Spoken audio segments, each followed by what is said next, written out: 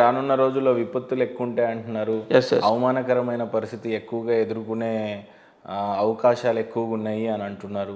నిజంగానే మీరు అన్నట్టు ఇందాక రాష్ట్రానికి ఎక్కువగా అప్పుల బాధ ఒకటి ఉంది. అవునండి. రియల్ ఎస్టేట్ పరిస్థితులు, పరిశ్రమలు రాని పరిస్థితులు, కొత్తగా ఉద్యోగ నోటిఫికేషన్లు ఇవ్వలేని పరిస్థితులు, ఇరిగేషన్ లేని పరిస్థితులు.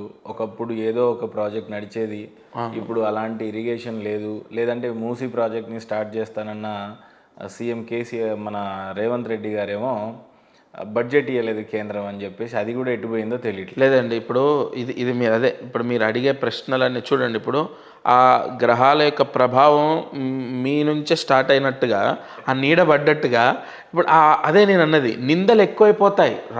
ప్రభుత్వ పరిపాలకులకు నిందలు ఎక్కువైపోతాయి. ఇప్పుడు అది లేదని ఇది లేదని ఒకటి ఉంటే ఇంకోటి ఎట్లా ఉండదు. అన్నీ ఉండొద్దు, బాగా ఏమన్నా రెమెడీ మీరు అన్ని కోరికలు ఎప్పుడు కేసీఆర్ గారు కాదు ఎవరున్నా సరే అన్ని కోరికలు 100% ఫుల్ఫిల్ అవ్వడం అసంభవం. బాగా చెప్పారు గురుగారు. అది 100% ఫ్యాక్ట్ అండి. బట్ ఎక్కువగా శ్రద్ధ తీసుకోవాల్సినవి మాత్రం సెప్టెంబర్ తర్వాత తీసుకుంటారు. అన్నీ 1 by 1 క్లియర్ చేసుకుంటూ వస్తారు. ఇంకోటి ఆయన జాతకంలో కూడా గురువు మహారాజయోగాన్ని ఇస్తున్నాడు, స్టార్ట్ అవుతుంది. ఇటు కేసీఆర్ గారికి కూడా అర్ధాష్టమ శని పోతుంది, ఇద్దరికి యోగం స్టార్ట్ అవుతుంది. ఎట్లా లే ఇక్కడ వ్యక్తిగతంగా ఇప్పుడు ఇద్దరికి యోగం స్టార్ట్ అయితే ఇద్దరు సీఎం అవుతారు అలా కాదు నా ప్రిడిక్షన్. ఆయనకున్న బ్యాడ్ టైం క్లోజ్ అయిపోయింది. 2.5 years కేసీఆర్ గారికి. ఇప్పుడు 2.5 సంవత్సరాలు 9, మళ్ళీ 2.5 సంవత్సరాలు 10, మళ్ళీ 2.5 సంవత్సరాలు 11, అంటే 7.5 ఏళ్ళు విపరీత రాజయోగంలో ఉంటారు కేసీఆర్ గారు. 7.5 సంవత్సరాలు విపరీత రాజయోగంలో ఉంటారు. అలాగే ఇటు రేవంత్ రెడ్డి గారికి వస్తే 9, 10, 11, 3 అంటే 3 + 1 4, 5, 6. ఈయనకు కూడా 6 సంవత్సరాలు గురువు కాపాడతాడు, ఇటు శని కాపాడతాడు. 2 బలమైన గ్రహాలే ఆస్ట్రాలజీలో. ఇటు గురు పాలితము ఒక వర్గం, ఇటు శని పాలితం ఒక వర్గం. అంటే స్టేట్లో ఒక బలమైన ఫైట్ ఉండొచ్చేమో వల్ల ఉండొచ్చు. అంటే 2026 ఎండింగ్లో స్టార్ట్ అవుతుందండి, అక్టోబర్ తర్వాత. ఎందుకంటే అక్కడ గురువు ఎప్పుడైతే కర్కాటక రాశిలోకి వచ్చి ఉచ్చ స్థానంలోకి వస్తాడో అప్పుడు 100% విపరీతంగా ప్రతిరోజు బ్రేకింగ్ న్యూస్లో ఉంటాయి. అది ఛాన్సెస్ ఉన్నాయి. కేసీఆర్ గారు ఎక్కువగా జాతకాలని నమ్మి ఈ మౌనం పాటించారంటారా? పోనీ మరి 100% బికాజ్ ఆఫ్ మీరు చూడండి 2.5 years ఆయనకు టోటల్ అష్టమ శని. ఆయనది ఆశ్లేష నక్షత్రము, కర్కాటక రాశి, మేష లగ్నము. ఆయన పుట్టినటువంటిది 1954లో. లగ్న స్థానం నుంచి శని తీసుకుంటే పాపస్థానంలో ఉన్నాడు. ఇంకోటి మేష రాశికి బాధకుడు శని, గుర్తుపెట్టుకోండి. అదే శని అష్టమ స్థానంలో, రాశ్యాతు తీసుకుంటే చంద్రాతు అష్టమంలోకి ఉన్నాడు, ఇటు లగ్నాతు తీసుకుంటే బాధక స్థానంలో ఉన్నాడు. అప్పుడే కరెక్ట్గా ఎఫెక్ట్ పడింది, ఆయన అపజయాన్ని పొందారు. ఓకేనా. ఇదే మళ్ళీ రేవంత్ రెడ్డి గారికి ఆ టైంలో యోగం ఫామ్ అయింది. మీరు గమనిస్తే సడన్గా ఆయన ఎంత ప్రజాసేవ చేయాలని ఎంత మొత్తుకున్నా కూడా పట్టించుకున్నటువంటి ప్రజలు 3 monthsలో ఆయనకు యోగం అనేది స్టార్ట్ అయిన 3 monthsలో ఒక స్థితికి వెళ్ళిపోయాడు. ఇంకా తర్వాత వితిన్ 8 months అంతే సీఎంఐ కూర్చున్నారు. కాబట్టి ఖచ్చితంగా ఇద్దరి జాతకాల్లో యోగం ఉంది. ఓకే. ఈ సంవత్సరం అయితే ఏమి మార్పులే ఉండవు. ఇంకోటి చాలామంది ప్రభుత్వం కూలిపోతుంది, ప్రభుత్వాల్లో ఏమో జరిగిపోతాయి. ఏమీ జరగదు, ప్రభుత్వం ఏం కూలిపోదు. ఈ సంవత్సరం మాత్రం ఈ 100% వాట్ అబౌట్ 26 అనేది తర్వాత 2025 విశ్వవసునామ సంవత్సరంలో సీఎం ఏం మారరు. రానున్న రోజుల్లో కేసీఆర్ గారి ఆరోగ్యం కానీ మళ్ళీ ఆయన్నే ఈ రాష్ట్రానికి తిరిగి ఏలినాటి శని వచ్చేంత వరకు ఆయనకు ఆరోగ్య సమస్యలు ఉండవండి. ఏలినాటి శని ఎప్పుడు వస్తుంది? 7.5 సంవత్సరాల తర్వాత. అసలు ఇంకా చాలా టైం ఉంది. అప్పటి వరకు అయితే రాజకీయ పరంగా ఆరోగ్యపరంగా బాగానే ఉంటారు, ఏమి ఇబ్బంది లేదు. సో ఇక చూస్తే చాలామంది ఎదురు చూస్తుంది అయితే ఉగాది కొత్త సంవత్సరం రాను ఉంది. గత ఉగాదిలో చూసినట్లయితే చాలా బాగానే సాగింది, కానీ కొంత క్రోధినామ సంవత్సరం అని చెప్పి కొంత కోపం అనో ఏదో చెప్పారు. మరి ఇప్పుడున్న ఉగాది ఏ రకంగా ఉండబోతుంది? రానున్న ఈ సంవత్సరం మనకి ఇప్పుడు కొత్త సంవత్సరం కాబట్టి ఏ రకంగా ఉండబోతుంది అంటారు? ఫస్ట్ ఆఫ్ ఆల్ ఈ ఉగాది విశ్వవసునామ సంవత్సరం అనేది శుభం, గంధర్వ యోగం అంటారు ఈ సంవత్సరాన్ని. ముఖ్యంగా ఎక్కువగా అంటే మామూలుగా ప్రతి సంవత్సరం గ్రహనాయకత్వాలు మారుతాయి, గ్రహాలు మారడం తక్కువ ఉంటాయి. కానీ ఈ సంవత్సరం శని మారుతున్నాడు, గురువు మారుతున్నాడు, రాహు మారుతున్నాడు, కేతు మారుతున్నాడు, ప్రధానమైన అత్యంత బలమైన గ్రహాలు 4 మారుతున్నాయి. వాళ్ళున్న పొజిషన్ నుంచి వేరే పొజిషన్లోకి వెళ్తున్నాయి. అంటే 100% ఈ సంవత్సరం ఎక్కువగా శుభాలు జరుగుతాయి. పెళ్ళిళ్ళు అవ్వచ్చు, ప్లేస్మెంట్స్ మారుతాయి, ఉన్న పొజిషన్కి ఎక్కువ ట్రాన్స్ఫర్స్, ప్రమోషన్స్ ఇవన్నీ కూడా జరుగుతాయి ఈ సంవత్సరం. మీరు చూడండి సెప్టెంబర్ తర్వాత ఎంతమంది ట్రాన్స్ఫర్ పెట్టుకున్నారు, అందులో 70% ట్రాన్స్ఫర్స్ అవుతాయి వాళ్ళు కోరుకున్న ప్లేసెస్కి, లేదా వాళ్ళకు 100% బెనిఫిట్ అయ్యే ప్లేస్కి వెళ్ళడం, జీతం పెరగడం. ఓవరాల్గా అయితే గ్రహాల యొక్క యోగం ద్వారా ఈ విశ్వవసునామ సంవత్సరంలో శుభాలు ఎక్కువ జరగడానికి అవకాశం ఉంది. పెళ్ళిళ్ళు ముఖ్యంగా వివాహాలు ఎక్కువ జరుగుతాయి. అండ్ జీతం పెరగడం అవ్వచ్చు, ట్రాన్స్ఫర్స్ అవ్వచ్చు. ఓవరాల్ అయితే బెనిఫిట్స్ ఎక్కువ ఉంటాయి. సెప్టెంబర్ తర్వాత ఇంకా ఉంటాయి. అంటే ఎక్స్పెషల్లీ అంటే ఈ సంవత్సరంలో first half average, second half అద్భుతం. ప్రభుత్వాలకైనా కామన్ ప్రభుత్వాలకైనా మనకైనా అందరికీ. అయితే గురుగారు, ప్రధానంగా హిందువులందరికీ కూడా భావించేటువంటి ఉగాది ప్రతిసారి ఎదురు చూస్తారు. అంటే శాస్త్రాన్ని ఎక్కువగా అనుసరించే వారికి ప్రతి ఉగాది కూడా ఏ రకంగా ఉంటుంది అని చూస్తూ ఉంటారు. సో ఈసారి ఉగాదిని ఏ రకంగా రిసీవ్ చేసుకోవాలి అని అంటారు? ఈసారి ఉగాది హ్యాపీగా తీసుకోవాలి. ఎందుకంటే ఇటు మెయిన్ పెద్ద పరిశ్రమలు, ఇప్పుడు వ్యాపారాలు తీసుకోండి, అనేక ఇక్కడ రాహు ప్లేస్మెంటు, శని ప్లేస్మెంటు, గురు ప్లేస్మెంట్ ఇవి చాలా అవసరం. ఇప్పుడు వృషభ రాశిలో శని కన్నా మిథున రాశిలో వ్యాపార యోగాన్ని ఇస్తాడు. కాబట్టి వ్యాపార రంగంలో ఉన్న వాళ్ళకు చక్కటి ప్రాఫిట్స్ అనేవి లభిస్తాయి. ఏం చేస్తే మరి వ్యాపారం అభివృద్ధి? వాళ్ళ కామన్ ఏం చేస్తే అనేది ఏముండదండి. ఇప్పుడు రెగ్యులర్ బిజినెస్లు ఉన్నాయి. ఇప్పుడు ఒక వ్యక్తికి హోటల్స్ ఉన్నాయి, అతనికి ఆటోమేటిక్గా ఏదో ఒక అవసరాలు పబ్లిక్కి రావడం, ఆ హోటల్లో ఉండడం, స్టే చేయడం, ఇతనికి డబ్బిచ్చి వెళ్ళిపోవడం. ఈ గ్రహాల యొక్క మార్పు జరుగుతుంది. ఇక్కడ మిథున రాశిలోకి గురువు ప్రవేశం, ఇక్కడ మిథున రాశిలోకి గురువు ప్రవేశం వ్యాపార పరంగా బాగుంటుంది. ఇప్పుడు స్కూల్స్ కానీ, కాలేజెస్ కానీ, స్టడీ సంబంధితమైన వ్యాపారాలు, బుక్స్ కానీ ఇవి బాగుంటాయి. అలాగే అసలు ఎనీ కైండ్ ఆఫ్ బిజినెస్ బాగుంటుంది. రియల్ ఎస్టేట్ కూడా సెప్టెంబర్ నుంచి బాగుంటుంది. ఇంకోటి శని మారుతున్నాడు. ఇక్కడ శని మళ్ళీ గురువు రాశిలోకి వస్తున్నాడు. అక్కడ కూడా యోగమే. అక్కడేం అన్నట్టు గురుగారు, గతంలో రియల్ ఎస్టేట్ బాగాలేకపోయినా ఈ గత సంవత్సరము తెలుగు సినిమాలు మాత్రం ఒక్కొక్కటి 1000 కోట్లు వసూలు చేసినాయి. ఇక సినీ రంగం, ఇప్పుడు మీరు అడిగిన సినీ రంగం గురించి చెప్పాలంటే ఏం చెప్తారు? సినీ రంగం కూడా ఇక్కడ ఏమవుతుంది, ఇక్కడ రాజకీయం కానీ సినీ రంగం కానీ తీసుకుంటే కేతువు, రాహు, శని, గురువు ఈ గ్రహాలను మనం బేస్ చేసుకుంటాం. శుక్రగ్రహం అని ఇవన్నీ కూడా మనం తీసుకున్నప్పుడు, ఇప్పుడు కేతు ఎప్పుడైనా కన్యలో పెద్దగా యోగించడు. కన్యలో నుంచి సింహంలోకి వెళ్తున్నాడు. రాహు మళ్ళీ అత్యంత బలమైన స్థానం ఏంటి రాహుకి అంటే, ఒకటి మకరము, కుంభము, వృషభము, ఈ స్థానాలు మంచివి. అదే కుంభంలోకి రాహు వస్తున్నాడు. అంటే సినీ రంగం అంటే ఏంటి, మాయ. ఇప్పుడు లేనిది అక్కడ కనిపించి మిమ్మల్ని మీకు ఒక అద్భుతంగా మీరు ఫీల్ అయ్యేటట్టు చేస్తారు, మిమ్మల్ని ఇంప్రెస్ చేస్తారు. దానికి మీరు ఎస్ సూపర్గా ఉంది సినిమా అంటారు కదా. ఆ సృష్టికర్త రాహు. ఆ రాహు అత్యంత బలమైన స్థానంలోకి వస్తున్నాడు. సినీ రంగంలో కూడా అద్భుతంగా ఆదాయాలు ఉంటాయి, ఏ ఇబ్బందులు ఉండవు. అన్ని సినిమాలు హిట్ కావండి. మళ్ళీ అక్కడ పాయింట్ ఏంటంటే, ఇండియా మొత్తంలో ఇన్ని టాలీవుడ్లు, బాలీవుడ్లు, కోలీవుడ్లు అన్నీ ఉన్నా కూడా తెలుగు సినిమాలు మాత్రమే 1000 కోట్లు బాక్స్ ఆఫీస్ని టచ్ చేస్తూ ఉన్నాయి. గతంలో టచ్ చేస్తున్నాయి. అవును, అది మన అదృష్టము. అండ్ ఇంకోటి నిర్మాతల యొక్క యోగం. ఇప్పుడు నేను అదే చెప్పబోతున్నాను. అన్ని సినిమాలు కూడా హిట్ అవ్వాలని లేదు. నిర్మాతల యొక్క బ్యాడ్ టైం నడుస్తున్నప్పుడు, లేదా కొన్ని కాంబినేషన్స్ ఉంటాయి హీరోకి నిర్మాతకు, ఖచ్చితంగా ఇక్కడ depend on hero dates and నిర్మాత డబ్బు. ఈ రెండు లేదా మధ్యలో ఉన్న డైరెక్టర్, వీళ్ళ ముగ్గురికి కూడా సరైన బలం లేకపోతే కూడా 100% సినిమా స్క్రిప్ట్ బాగున్నా, డైరెక్షన్ బాగున్నా, అంతా బాగొచ్చినా రాంగ్ టైంలోనో ఇంకో సినిమా వచ్చి దాన్ని కొట్టేయడమో ఏదో జరిగి అనుకున్న లాభం రాదు.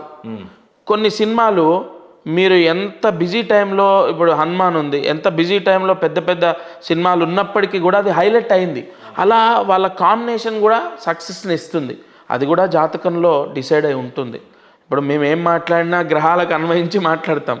కాబట్టి అది అందరూ దాన్ని రిసీవ్ చేసుకోవచ్చు కానీ అది ఫ్యాక్ట్. అది గురుగారు, చాలా మందికి ఉపయోగపడే ప్రశ్న ఏంటంటే, ఈవెన్ అది కామన్ పీపుల్ అయినా, మధ్యతరగతి వాళ్ళైనా, బాగా డబ్బులుండి రిచ్గా ఉన్న వాళ్ళైనా సరే, బాగా సమస్యలు ఏమైనా ఉన్నాయి అంటే ఒక ఇంట్లో అప్పే ప్రధానంగా తీసుకొని ఉండాలి.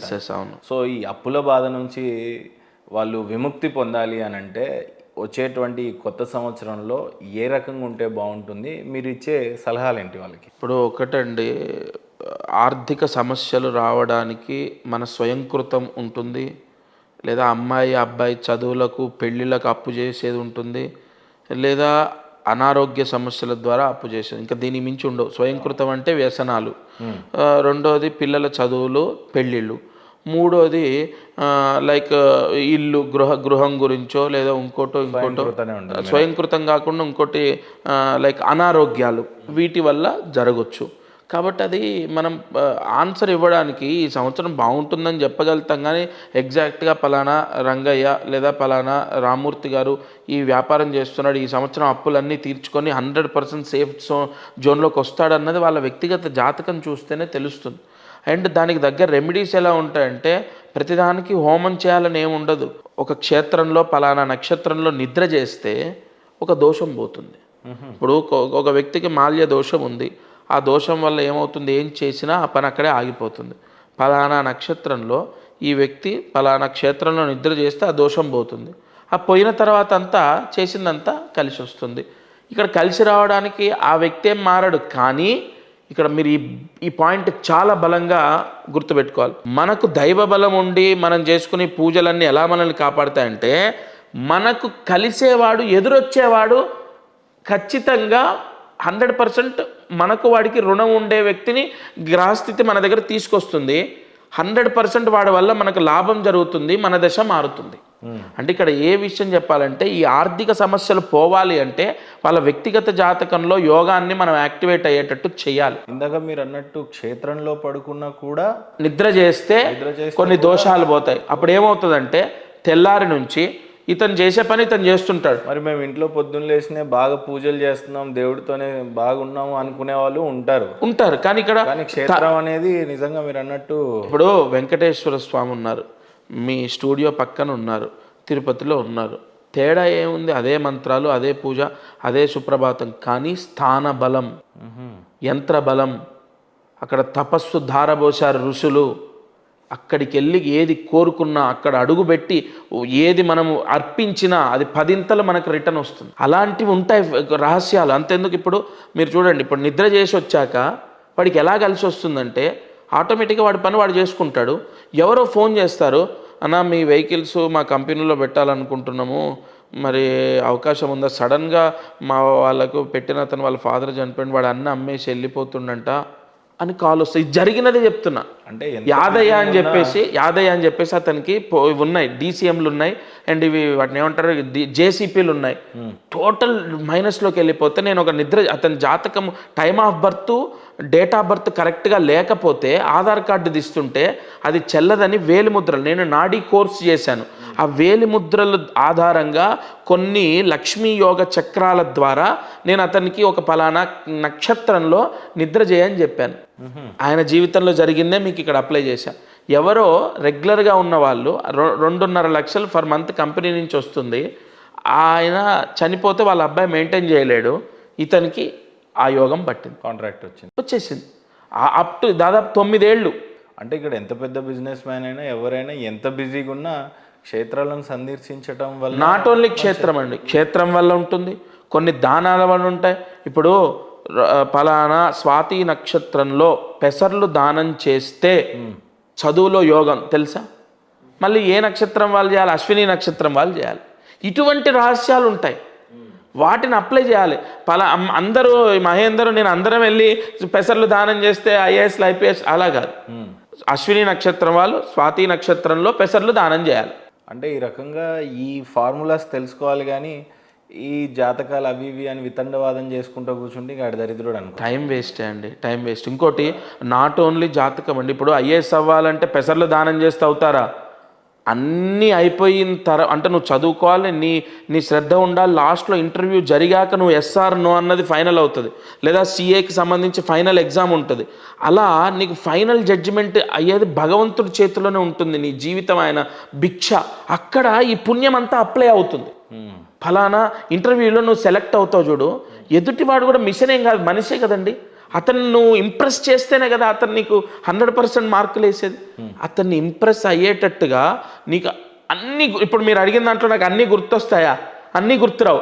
బట్ భగవంతుడి యొక్క అనుగ్రహం, నేను చేసిన పుణ్యం ఈ టైంకి నాకు గుర్తొచ్చేటట్టు చేస్తాయి.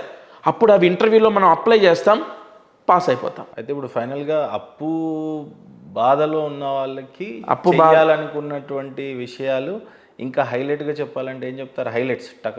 ఒక్కటే అండి, ఆర్థిక సమస్యలు పోవాలి, అప్పులు పోవాలన్నా, ఉద్యోగాలు రావాలన్నా, లైఫ్ సెట్ అవ్వాలి ఇక్కడ కానీ విదేశాల్లో కానీ అంటే వాళ్ళ వ్యక్తిగత జాతకంలో యోగం ఎంత స్థాయిలో ఉంది, ఆ యోగాన్ని యాక్టివేట్ చేయాలి మనం. ఓకే, అది మెయిన్. ఇదేదో కమర్షియల్ ఆస్పెక్ట్లో లేదో స్వలాభం కోసం చెప్పట్లేదు. 100% అలా వాళ్ళ జీవితాలు సక్సెస్ అయిన వాళ్ళు ఉన్నారు, వాళ్ళ జీవితాల్లో ఎంతో యోగాలు పొందుతున్న వాళ్ళు ఉన్నారు. బికాజ్ ఆఫ్ వాళ్ళకు ఇగో సరైన గైడెన్స్. వాళ్ళు యోగ పురుషులే, బట్ నువ్వు ఈ దారి కాదు ఇది ఎంచుకో, నీ దశ మారుతుంది అంటే. ఇన్ని విషయాలు ఓపెన్గా చెప్పారు కదా గురుగారు. ఒక విషయం మిమ్మల్ని పర్సనల్గా అడగలేమండి. ఇప్పుడు ఒక అడ్మినిస్ట్రేటర్ కూర్చొని ఉంటాడు, ఒక డాక్టర్ దగ్గరకో ఎవరికో, డాక్టర్నే తీసుకోండి. ప్రధానంగా ఒక గైనిక్ అడిగితే ఏ రకమైన సమస్యల గురించి ఎక్కువగా వస్తున్నారని చూస్తే ఫైబ్రాయిడో ఏదో అని చెప్తారు. ఓకే, అట్లా మీ కెరియర్లో మీరు చూస్తున్నటువంటి విషయాల్లో ఎక్కువగా ఏ సమస్యతో మిమ్మల్ని అప్రోచ్ అవుతా ఉన్నారు? అలా ఏమి ఉండదండి, ఎందుకంటే నాకు నెంబర్ ఆఫ్ బుకింగ్స్ ఉంటాయి. దాంట్లో నేను చెప్తాను మనుషులు సఫర్ అవుతున్నట్టుగా ఫినాన్షియల్ ఎక్కువ ఎవరికైనా అండి, నాకే కాదు ఎవరికైనా వచ్చేవి 4 ఎక్కువ. ఒకటి ఆర్థిక సమస్యలు, అప్పులు. రెండోది పెళ్ళిళ్ళు అవ్వాలి.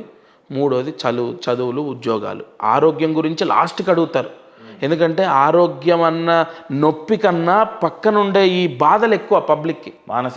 మానసిక బాధలే. అబ్బాయి చెడిపోయాడని, సరిగా చెడు అలవాట్లని, ఆర్థిక సమస్యలు, ఉద్యోగాలు, పెళ్ళి, వివాహం అవ్వడం కూడా ఒక వరం తెలుసా? వివాహం గురించి నెంబర్ ఆఫ్ చార్ట్స్ నేను వేశాను. పెళ్ళి సమస్య చాలా ఉంది బయట పబ్లిక్లో. సరే, లక్ష్మీకాంత్ శర్మ గారి యొక్క సక్సెస్ రేట్ ఎంత అంటే మరి వీళ్ళైతే అప్రోచ్ అవుతున్నారు, బాగానే ఉంది సార్. అది మనస్ఫూర్తిగా చెప్పండి. అదే నేను చెప్తాను, అది నేను ఎలా చెప్పగలుగుతాను అంటాను. మనస్ఫూర్తిగా అంటే మీరు ఇంత ఇప్పుడు నాకైతే కంప్లైంట్స్ ఏం లేవు. Point number 1. 1 కంప్లైంట్ లేదు అని అబద్ధం చెప్పను. 1 కంప్లైంట్ ఉన్నా అది ఎందుకు డిలే అయిందని రీకరెక్షన్ చేస్తూనే ఉన్నాను. నాకు తెలిసి నా ప్రయాణంలో నేను 70 నుంచి 80% సక్సెస్ అయ్యానని నేను అనుకుంటున్నాను. ఓకే, వచ్చేటువంటి వాళ్ళకి అంత న్యాయం అయితే న్యాయం 100% చేస్తున్నా. బట్ వాళ్ళ పుణ్యపాపాలు కూడా ఉంటాయి కదా. దట్స్ వై నేను చేసే 100% 70 నుంచి 80 మందికి అయితే సక్సెస్ అవుతుంది. ఎలా మిమ్మల్ని నమ్మొచ్చు అని అంటే, ఇప్పుడు ప్రతి వ్యక్తికి ఒక ఐడియాలజీ ఉంటుందండి, ఒక అవగాహన ఉంటుంది. ఇప్పుడు ఇంత మాట్లాడాం కదా, మీకు కూడా ఒక భావన వస్తుంది, ఎదుటి బిఫోర్ ఇంటర్వ్యూ ఆఫ్టర్ ఇంటర్వ్యూ భావన వస్తుంది.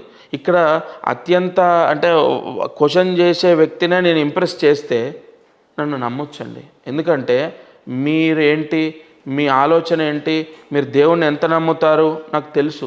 అటువంటిది మీరు నమ్మి ఒక అడుగు ముందుకేసి ఓకే ఎస్ ఇవి చెప్పేవి అన్నీ వినసొంపుగా ఉన్నాయి అని మీరు నమ్మారనుకోండి, ఖచ్చితంగా నమ్మొచ్చని నేను అనుకుంటాను.